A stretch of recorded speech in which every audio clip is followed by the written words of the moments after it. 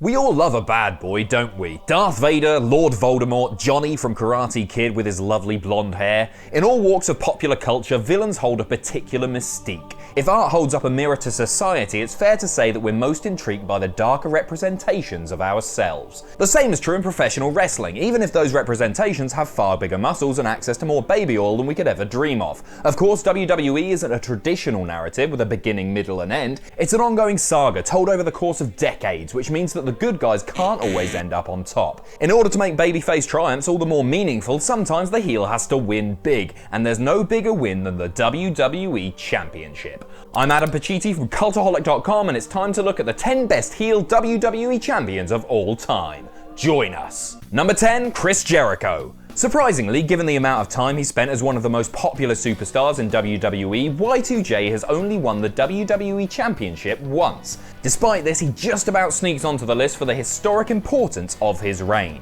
At Vengeance 2001, the Ayatollah of Rock and Roller shockingly defeated both The Rock and Stone Cold in one night to become the first ever undisputed champion. It was one of the biggest wins in WWE history, and the world looked to be Jericho's oyster, until he sided with Stephanie McMahon and lost to Triple H at WrestleMania 18. Yes, that was the feud where he had to look after the game's dog. Number 9, Ivan Koloff. In the early days of the WWE Championship, or WWF World Heavyweight Championship as it was then known, imagine Michael Cole saying that, heel champions weren't very important at all. These days we're conditioned to expect long heel reigns, perhaps because Vince McMahon hates wrestling fans and wants to remind us where we all stand. In the 70s, bad guys were merely transitional champions. Ivan Koloff only held the belt for 3 weeks, but deserves his place on this list for 2 reasons. Firstly, he was the first ever heel to win the championship, not counting Buddy Rogers, who was awarded the title after claiming to have won a fictional tournament in Rio de Janeiro. Secondly, and more importantly, he shocked Madison Square Garden into silence after pinning the legendary Bruno Sammartino. It's often been compared to the reaction that greeted Brock Lesnar's defeat of The Undertaker, but whereas Lesnar used 3 F5s, Koloff used a knee drop. I know which one I prefer.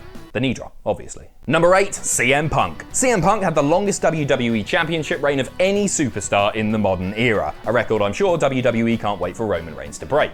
We often remember Punk for his incredible popularity, but almost a year into his reign, he turned heel to keep things fresh, and it worked. He attacked The Rock, justifying his actions by saying that he was sick of people like The Rock and Cena stealing the spotlight for themselves. He had a point, but we were supposed to ignore that because people like Rock and Cena sell lots of t-shirts and have nice smiles and big impressive chests. Punk became even more arrogant than usual, making Cult of Personality an even more appropriate theme song than before. Punk eventually lost the belt to The Rock, who defended it against Cena at WrestleMania, thereby proving Punk to be entirely correct.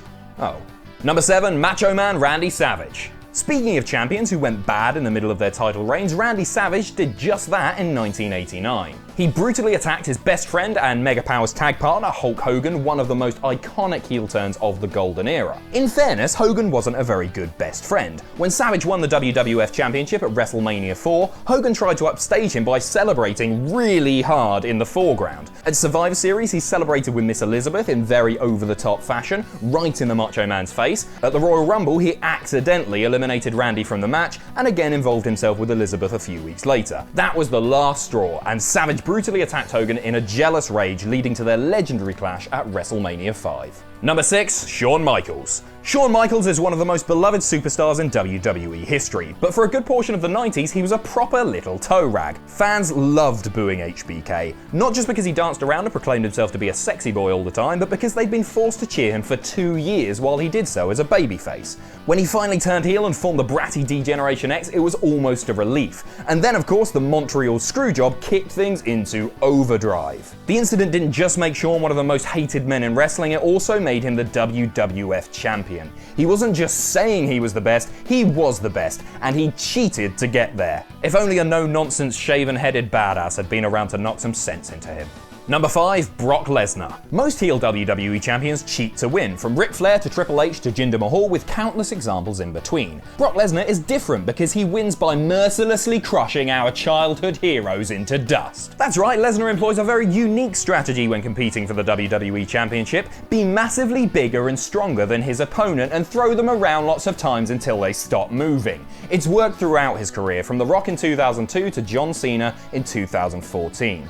Brock doesn't just get heat by being terrifying, he also can't be bothered to defend the title. His latest reign from 2014 to 2015 saw Brock just show up whenever he felt like it, and get paid a disgusting amount for his handful of appearances. Number 4, Edge. On this day, I see clearly, but I still have no idea how Edge is going to weasel his way into another WWE Championship reign. Edge is one of the greatest heel champions ever, because he always won in ways that seem very unfair. For example, he waited until the end of a brutal Elimination Chamber match, then cashed in his Money in the Bank contract on the lifeless corpse of John Cena. Another example, he pretended to fall in love with the SmackDown general manager and got her to insert him into a title match halfway through. He wasn't even booked originally. He also once celebrated a title win by pretending to have sex with Lita in the middle of the ring, which is hilarious, but also a little bit trashy, Mr. Copeland. Your mother would be very disappointed. Number 3, The Rock. We bloody love The Rock, don't we? He's a lovely man and he eats a lot of food and he's a Hollywood celebrity and he's got great tattoos and he was in the Baywatch movie and we just love him. For much of the late 90s, however, we hated The Rock. You know when Randy Orton or Seth Rollins sells out and joins the Authority and we despise them for it? That was originally The Rock, back in 1998. Okay, so the Authority were called the Corporation back then, but the outcome remained the same. A world title reign handed to him on a silver platter. He also once handcuffed Mick Foley and brutalized him with a steel chair in front of his family. He doesn't mention that in his Instagram videos now, does he? Number 2, Steve Austin. The general consensus is that Steve Austin's heel turn in 2001 was a bad idea, and it often gets lumped in with the invasion angle as a reason for wrestling's downturn during that time. I think that's unfair because Stone Cold's run as heel champion was unbelievable. Despite being one of the best baby faces ever, Austin decided to also be one of the best heels, becoming more unhinged and psychotic week by week, until suddenly our favourite hero of the Attitude Era was demolishing the Hardys and Lita with a steel chair. Sheer brilliance. Number 1, Triple H. When you hear the words heel WWE champion, you immediately think of Hunter Hearst Helmsley.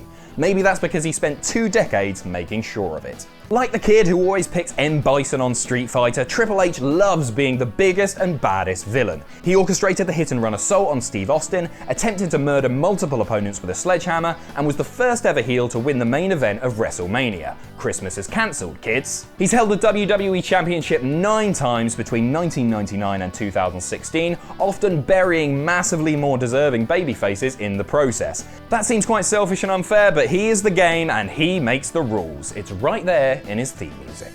I'm Adam Pacitti from Cultaholic.com, and that was our list. Let us know what you think in the comments below. Click like, subscribe, all that nonsense, and don't forget, join us.